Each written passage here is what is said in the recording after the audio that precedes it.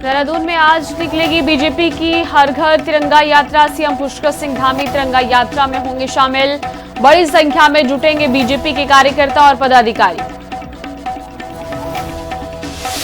CM Dhami करेंगे युवा विद्यार्थियों से सीधा संवाद। कल होगा मुख्यमंत्री युवा विद्यार्थी मंथन कार्यक्रम का आयोजन। 3 लाख से ज्यादा विद्यार्थी होंगे शामिल। एसआईआर अभियान की मुख्य निर्वाचन अधिकारी ने की समीक्षा। मंडलायुक्त और जिलाधिकारियों के साथ बैठक की। जिलाधिकारियों को दिए अहम निर्देश। उत्तराखंड में अगले 2 दिन भारी बारिश का अलर्ट। बागेश्वर, पिथौरागढ़ और चमोली में ऑरेंज अलर्ट। देहरादून, बागेश्वर, नैनीताल और चंपावत में भी चेतावनी।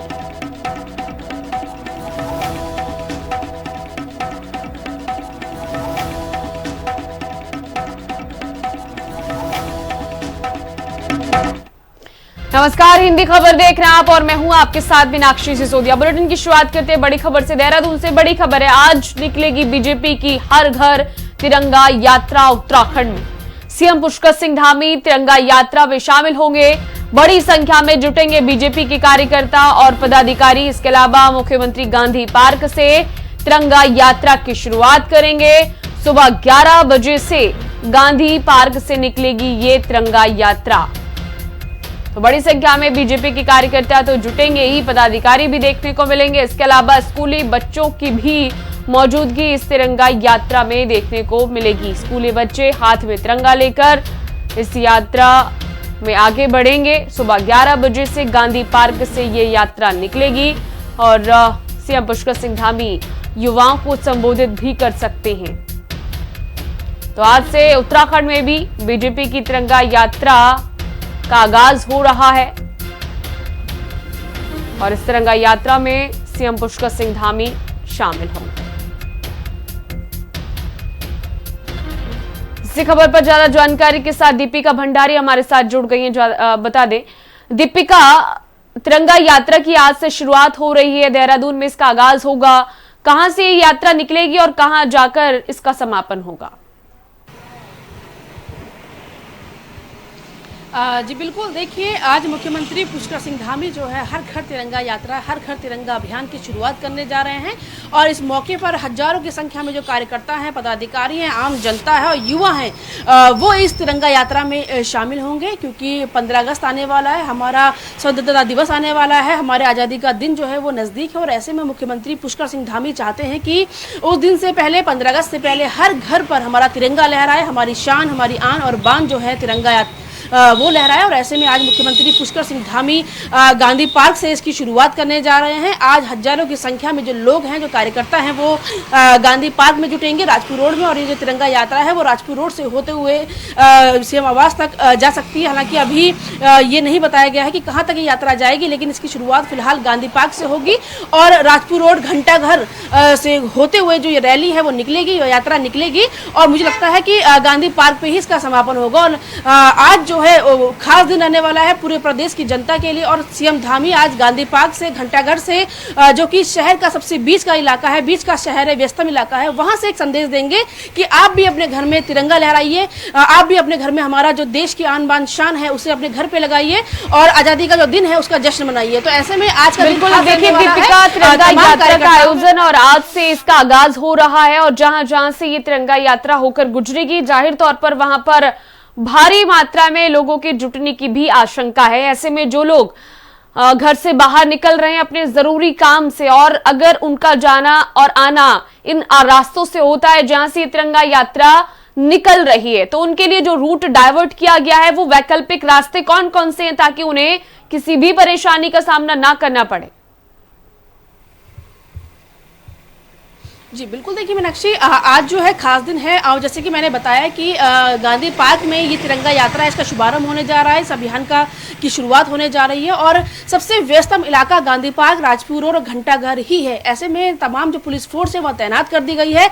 कल ही पुलिस की ब्रीफिंग हुई थी, उनको तमाम आदेश दे दिए गए हैं कि किसी भी तरीके की परेशानी जो इस रैली से ना तो कार्यकर्ताओं को हो ना ही आम जनता को हो। इसके लिए जो पूरा इलाका है गांधी पार्क का वो 0 जोन रहेगा, यानी कि वहाँ ना तो कोई दुकानें खुलेंगी आज और ना ही वहां से कोई ट्रैफिक जो है वो जाएगा और आएगा, क्योंकि वहां पर जो है हजारों की संख्या में लोग जुटने वाले हैं। तो ऐसे में वहां पर ट्रैफिक जो है वो डाइवर्ट कर दिया गया है। जो राजपुर रोड से घंटाघर के लिए ट्रैफिक आता है उसे एसले हॉल चौक से पहले ही रोक दिया जाएगा। उन्हें सर्वे चौक से होते हुए जाने दिया जाएगा, या तो फिर दिलाराम चौक से होते हुए बहल चौक, और बहल चौक से फिर वो सर्वे चौक और फिर वो रिस्पना जाएंगे। तो पूरा रूट जो है डाइवर्ट रहेगा। आज गांधी पार्क, घंटाघर और राजपुर रोड का पूरा रूट डाइवर्ट रहेगा, क्योंकि बड़ा कार्यक्रम है और देश के लिए हमारे लिए जरूरी है। ऐसे में प्रदेश की जनता को समझना चाहिए कि हमारे देश के लिए, हमारे प्रदेश के लिए ये महत्वपूर्ण जो अभियान है वो शुरू करने जा रहे हैं मुख्यमंत्री।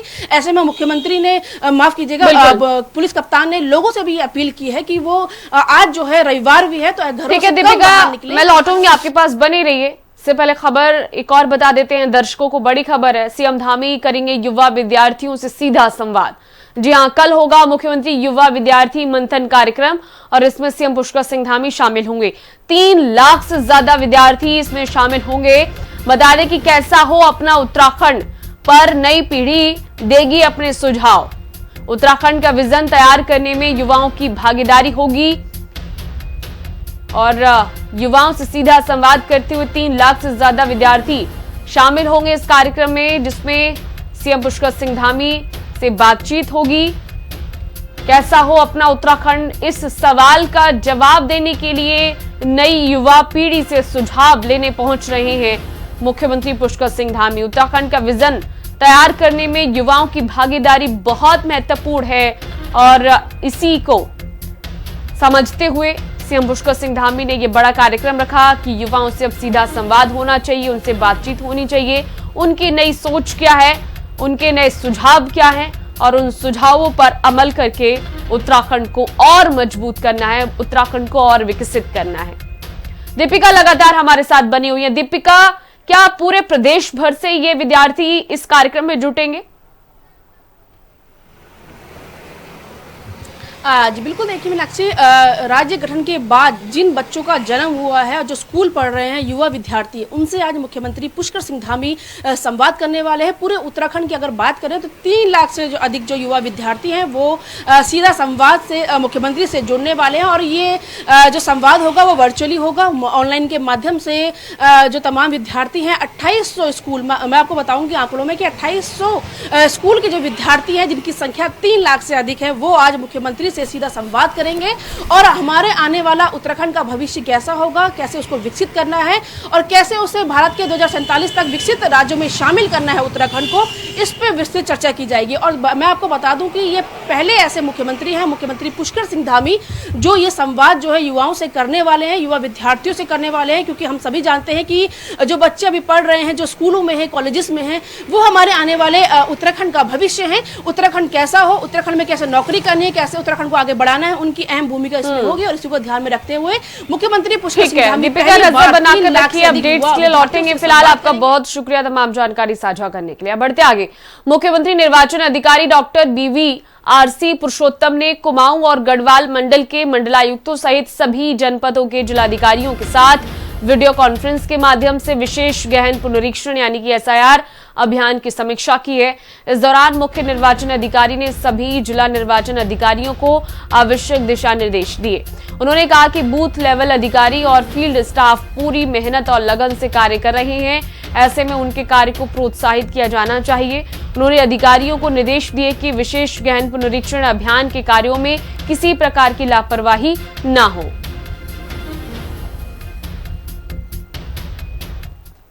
उधर हल्द्वानी में कांग्रेस की रैली के बीच सियासी घमासान थमने का नाम नहीं ले रहा है। SSP कार्यालय में कांग्रेस कार्यकर्ताओं द्वारा कथित तौर पर अभद्रता और गाली गलौज किए जाने के आरोपों को लेकर बीजेपी ने कांग्रेस के खिलाफ मोर्चा खोल दिया है। बीजेपी नेताओं ने कांग्रेस प्रदेश अध्यक्ष गणेश गोदियाल और नेता प्रतिपक्ष यशपाल आर्य का पुतला फूंक कर विरोध जताया। बीजेपी नेताओं ने कांग्रेस पर सत्ता के नशे में गुंडागर्दी करने का भी आरोप लगाया।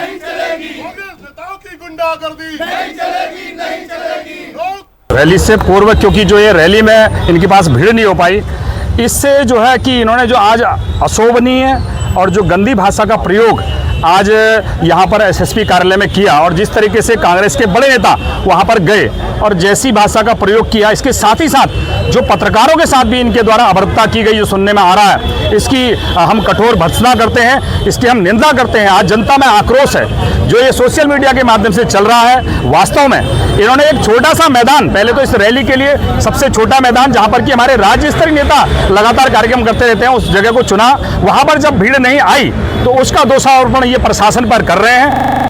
देखिए, जिले के पुलिस के कप्तान को गाली देना यानी कि पूरे कानून व्यवस्था को आईना या उस पर पत्थर मारना कहूँगा मैं आपको। और जिस तरह से उन्होंने अभद्र भाषा का प्रयोग किया वो निंदनीय है, अशोभनीय है और यह देवभूमि है, इसमें यह बिल्कुल भी नहीं चलेगा। और जिस तरह से पूरे आज मैं देख रहा था वातावरण था दिन भर शहर का, वो वातावरण लोगों को, आम जनमानस को पसंद नहीं आया। और जिस तरीके से उस राजनीतिक आयोजन को एक धार्मिक डेमोग्राफी चेंज के रूप में दिखाने की कोशिश की गई थी, हिंदुओं को अपमानित करने की कोशिश की गई और साथ ही इस तरह के नारे कि अल्लाह अकबर, नारे तकबीर, ये वो नारे लगाना इस तरह के धार्मिक आयोजन में सीधे सीधे खुले रूप से हमारे सनातनियों को एक तरह से चुनौती देने का उन्होंने मन बनाया है। भारतीय जनता पार्टी के कार्यकर्ता, जनता बहुत गुस्से में है। जिस प्रकार का अशोभनीय और व्यवहार, एक तरह से आज मुझे लग रहा है कि पुलिस अधीक्षक की हत्या का प्रयास करने का प्रयास कांग्रेस के नेताओं द्वारा किया गया। ऐसे लोग प्रदेश के नेतृत्व करने के लिए आगे आना चाहते हैं। और आज मल्लिकार्जुन खड़गे जो अपने आचरण व्यवहार के लिए देश में प्रसिद्ध है, जो कहते हैं कि सांप को छोड़ दो, हिंदुओं को मार डालो, जनता उनको पसंद नहीं गई सुनना। उसके बावजूद जिस प्रकार आयामाती व्यवहार इन्होंने किया, निश्चित रूप से बड़ा शोभनीय है और हम सब लोग उसकी भर्त्सना करते हैं। युवाओं में पूरे प्रदेश के अंदर रोष है, जगह जगह कांग्रेस के नेताओं के पुतले फूके जा रहे हैं इस बात के लिए कि उत्तराखंड की जनता ऐसी बातें कभी भी बर्दाश्त नहीं करती है। उत्तराखंड में युवाओं को रोजगार के बेहतर अवसर उपलब्ध कराने के लिए तकनीकी शिक्षा विभाग विशेष रोजगार मेलों का आयोजन करने जा रहा है। विभाग की ओर से अगले 4 महीनों में प्रदेश भर में 4 विशेष रोजगार मेले आयोजित किए जाएंगे। इन मेलों का आयोजन श्रीनगर, देहरादून, काशीपुर और अल्मोड़ा में किया जाएगा।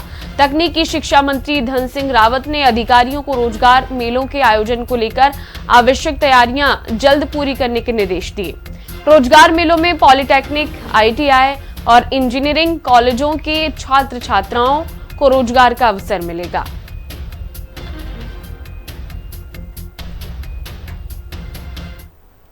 उत्तराखंड में प्रधानमंत्री नरेंद्र मोदी और गृहमंत्री अमित शाह के कार्यक्रमों में इस्तेमाल की गई उत्तराखंड परिवहन निगम की 554 बसों का करीब 2 करोड़ 82 लाख रुपए का भुगतान लंबे समय से लंबित था। मामला सामने आने के बाद शासन ने परिवहन विभाग को लंबित भुगतान जारी करने के निर्देश दिए हैं। जानकारी के मुताबिक 7 मार्च 2026 को गृहमंत्री अमित शाह के कार्यक्रम के लिए उत्तराखंड रोडवेज की 299 बसें, जबकि 14 अप्रैल 2026 को प्रधानमंत्री नरेंद्र मोदी के दौरे के लिए 255 बसों का इस्तेमाल किया गया था, जिनका भुगतान अभी भी नहीं हुआ है। संबंधित जो विभाग है, जो डीएम है, उनको निर्देश कर दिया गया। मैं समझता हूँ कि फाइलें कहीं नहीं घूम रही हैं और प्रोसीजर है, प्रोसीजर के हिसाब से काम चल रहा है और जैसे प्रोसीजर पूरा हो जाएगा तो भुगतान जल्द कर दिया जाएगा।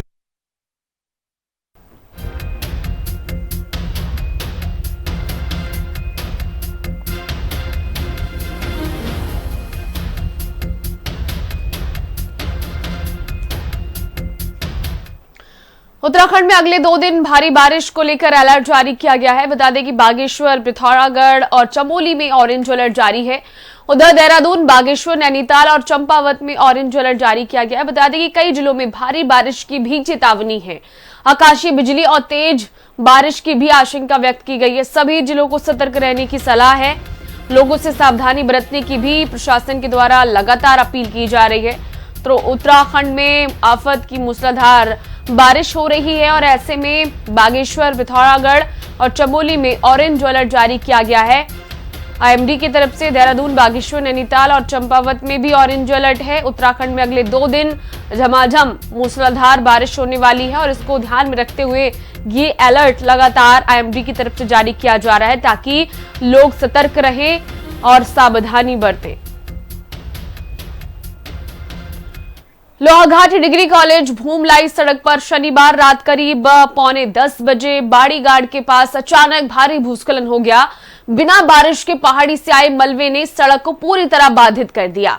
भूस्खलन के साथ देवदार का विशाल पेड़ भी सड़क पर आ गिरा, जिससे आवागमन ठप हो गया। वहीं विद्युत लाइन के भी क्षतिग्रस्त होने की सूचना मिली है। गनीमत तो ये रही है कि जिस समय ये भूस्खलन हुआ उस दौरान सड़क से कोई वाहन नहीं गुजर रहा था।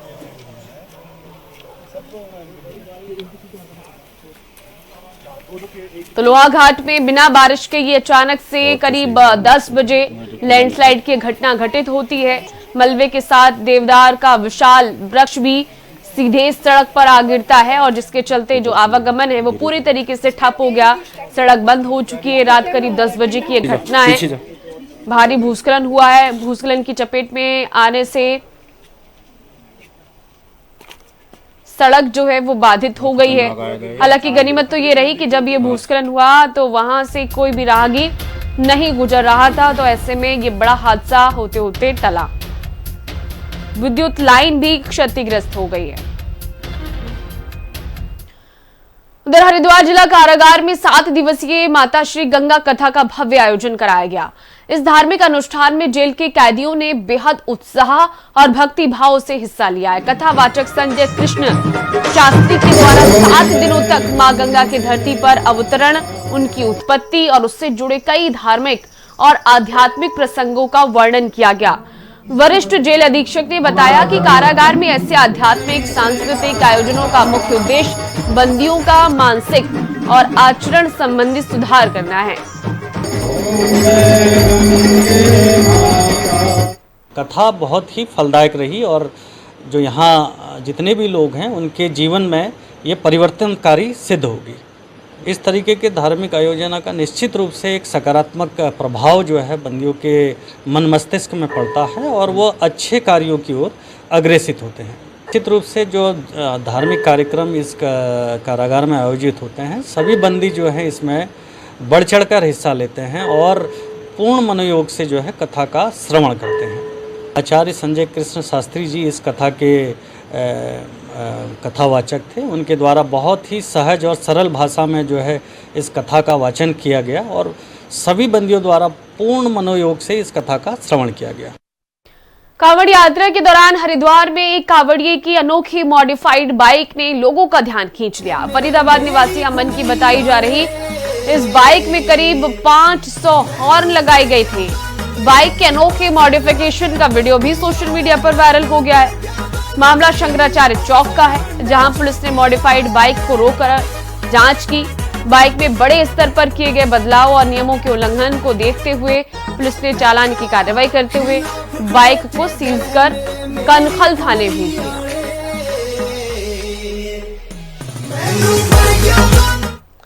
हरियाली तीज के मौके पर मसूरी नगर पालिका टाउन हॉल में भाजपा महिला मोर्चा ने तीज उत्सव का आयोजन किया है। कार्यक्रम में महिलाओं ने गढ़वाली लोकगीत, झुमैलों और नृत्य की शानदार प्रस्तुतियां दी। इस दौरान भाजपा नेताओं ने महिला शक्ति और संस्कृति के महत्व पर बात की है। मंच से 2027 विधानसभा चुनाव को लेकर भाजपा की जीत का दावा भी किया गया। लगे हाथ कार्यक्रम में प्रतिभागियों को सम्मानित कर तीज की शुभकामनाएं भी दी गई।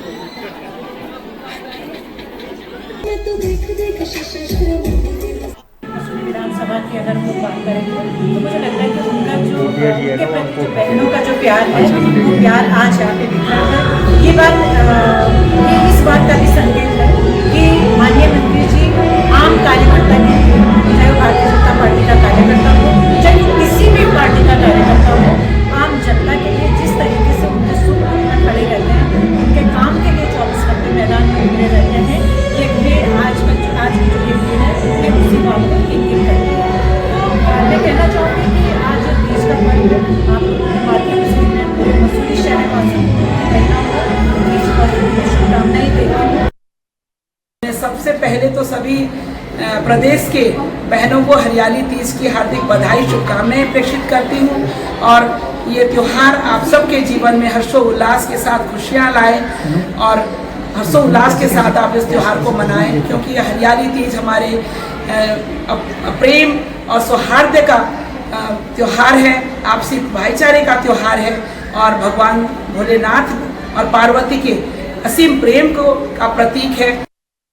हर साल हम लोग तीज का प्रोग्राम मनाते हैं और मनाते आ रहे हैं और हर साल भीड़ बढ़ती जा रही है। अब टाउन हॉल का हॉल भी छोटा पड़ रहा है, मुझे लग रहा है। आप देख रहे हैं, प्रत्यक्ष को प्रमाण की जरूरत नहीं है, आप सामने देख रहे हैं। और ये हमारी बहनों का प्यार है। जब भी बुलाते हैं, जब भी मसूरी में कोई प्रोग्राम होता है तो महिलाएं बढ़ चढ़ कर भाग लेती हैं। देहरादून को स्वच्छ और सुंदर बनाने के लिए जिला प्रशासन ने लक्ष्मण चौक और कांवली रोड क्षेत्र में विशेष सफाई अभियान चलाया। जिलाधिकारी डॉक्टर आशीष चौहान ने खुद मौके पर पहुंचकर सफाई व्यवस्था का जायजा लिया। अभियान में प्रशासन, नगर निगम, स्थानीय लोगों और विभिन्न संस्थाओं के लोगों ने हिस्सा लिया। बता दें कि डीएम ने अधिकारियों को नियमित सफाई और कूड़ा निस्तारण की व्यवस्था बेहतर रखने के निर्देश दिए। उन्होंने स्वच्छता के लिए जनता की भागीदारी को जरूरी बताया।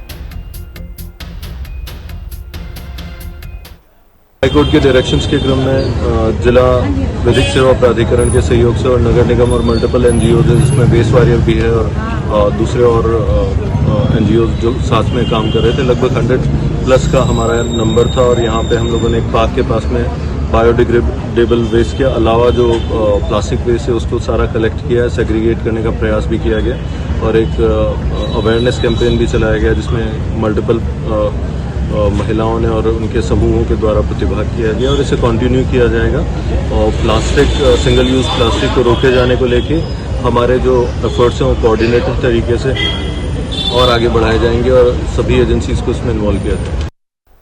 कोटद्वार में बाघ की चहलकदमी और हमले से ग्रामीणों में भारी दहशत का माहौल है। हाल ही में बाघ के हमले में एक महिला घायल हो गई, जिसके बाद भी वन विभाग द्वारा पिंजरा नहीं लगाए जाने से लोगों में रोष था। पूर्व कैबिनेट मंत्री सुरेंद्र सिंह नेगी ने प्रभावित इलाके का दौरा कर ग्रामीणों से मुलाकात की और वन विभाग से तत्काल सख्त कार्रवाई की मांग उठाई। पूर्व मंत्री के हस्तक्षेप के बाद आखिरकार वन विभाग हरकत में आया और क्षेत्र में पिंजरा लगा दिया गया।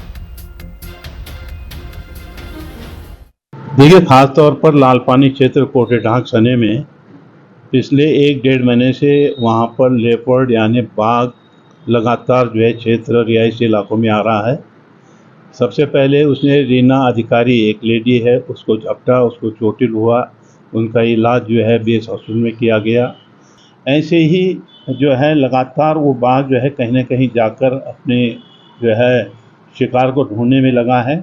मैंने करीब पिछले हफ्ते ही माननीय सुबोध उनियाल जी से बात की, अतुल सिंह जो यहाँ पर जीएफओ का कार्य देख रहे हैं उनसे बात की और अतुल सिंह जी ने कहा कि पिंजरा लगाना थोड़ा लंबी टेढ़ी खीर है और ये आसानी से नहीं हो पाएगा। तो मैंने जो है सुबोध उनियाल जी माननीय वन मंत्री से बात की और उन्होंने भी यही शब्द कहे कि इसके लिए जटिल प्रक्रिया है, लंबी प्रक्रिया है। मैंने कहा आपके रहते हुए क्या जटिल है क्या?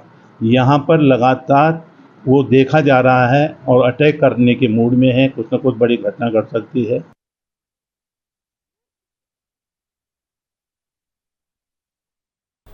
उधर विकासनगर के भीमावाला गांव में बारिश के दौरान मकान ढहने से बेघर हुए 3 अनाथ भाइयों की मदद के लिए अब वक्फ बोर्ड सामने आया है। उत्तराखंड वक्फ बोर्ड के अध्यक्ष शादाब शम्स ने गांव पहुंचकर बच्चों से मुलाकात की और उन्हें 51,000 रुपए की आर्थिक सहायता दी है। उन्होंने बच्चों की पढ़ाई, आवास और अन्य जरूरतों में हर संभव मदद का भरोसा दिलाया।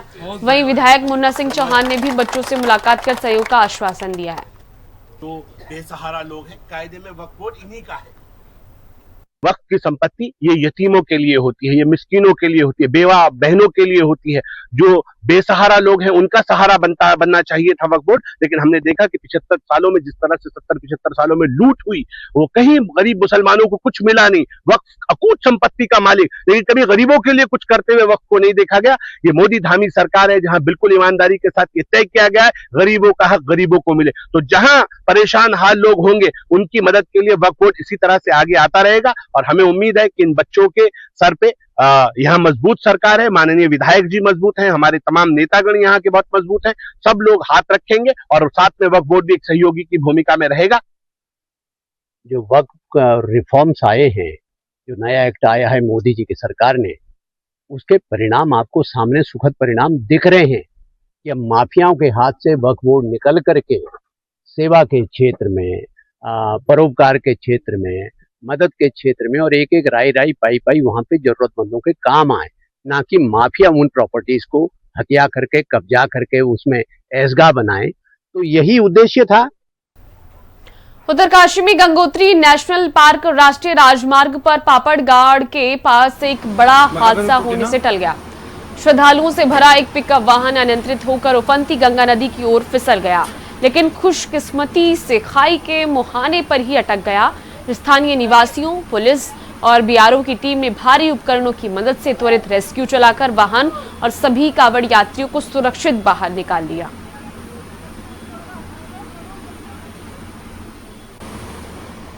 तो उत्तरकाशी में ये भयानक हादसा होते होते टला है। एक पिकअप वाहन अनियंत्रित होकर अचानक गंगा के किनारे फिसल गया।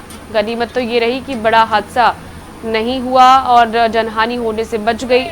गंगा में गिरने से बचा है ये वाहन और समय पर रेस्क्यू ऑपरेशन चलाया गया। उसे बाहर निकालने की पूरी कोशिश इन विजुअल्स में देखी जा सकती है और अंत में जाकर ये वाहन सुरक्षित वहां से निकाला गया।